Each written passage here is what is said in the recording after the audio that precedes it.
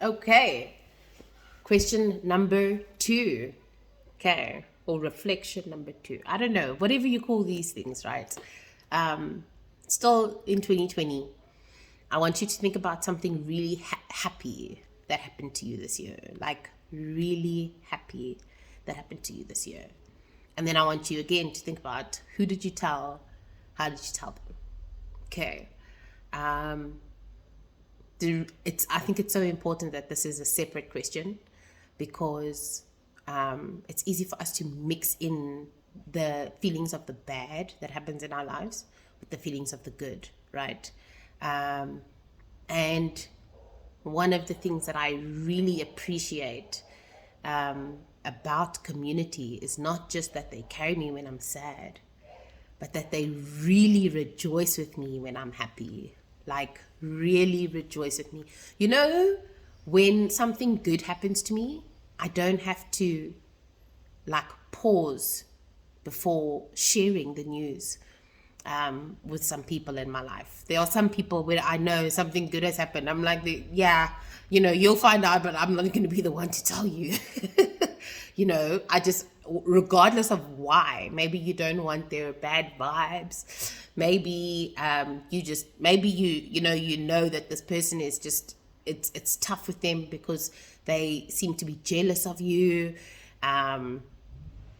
Maybe you just know that there isn't purity in their heart towards you, whatever the reason might be. But I want you to think of something like something that really made you happy, or a really proud moment that you've had this year, and how you celebrated that. And the story that I want to use that I'm going to read a little bit from to share that is the wedding at Cana, right? So it starts and it says, on the third day there was a wedding in Cana in Galilee, and the mother of Jesus was there. I'm reading ESV, just so you know. Jesus was also invited to the wedding with his disciples. When the wine ran out, the mother of Jesus said to him, "They have no wine." And Jesus said to her, "Woman, what does this have to do with me?" Anyway, things go on. And then eventually, verse like 9, 10, you find Jesus turn the water into wine. Everybody's happy. The master is like, "Hey man, normally people leave the bad wine for last. But you've left the best wine for last. So yay, happy, And then it says, this in verse 11, the first of his signs Jesus did at Cana in Galilee, and manifested his glory, and his disciples believed in him. Okay, now I want King James to come back. Anyway, but I mean, how amazing is it that Jesus and his family, or Mary and her family, are invited to this wedding. And Mary chooses to celebrate so much so with them that when she sees that wine is running out, she goes and she pulls on Jesus and she's like, "Homie, you are up."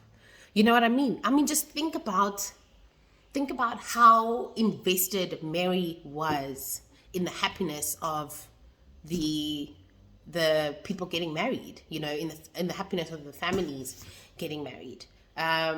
I mean, she could have just been a normal guest, and she could have just been like, "Look, homie, I'm good, it's fine. Oh, the wine's finished, let's go home," or whatever.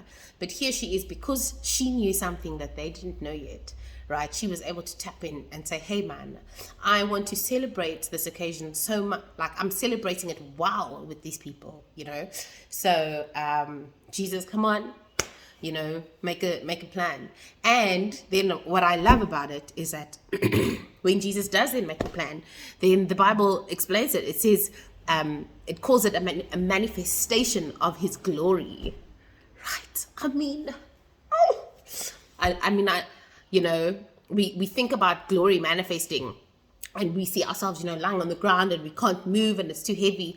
Guys, God's glory manifested. And where we saw that happen was a party at a wedding, So, point number 2, think of something really happy or really proud, something that you're really proud of, and see who did you celebrate with. And the same as it went for question 1, right? Like, were you able to be vulnerable enough to say, hey man, this thing happened to me and I'm so happy?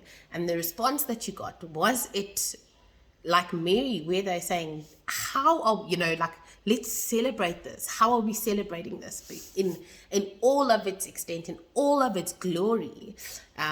Because something great has happened to you and I want to celebrate that with you. Okay, so that's question number 2.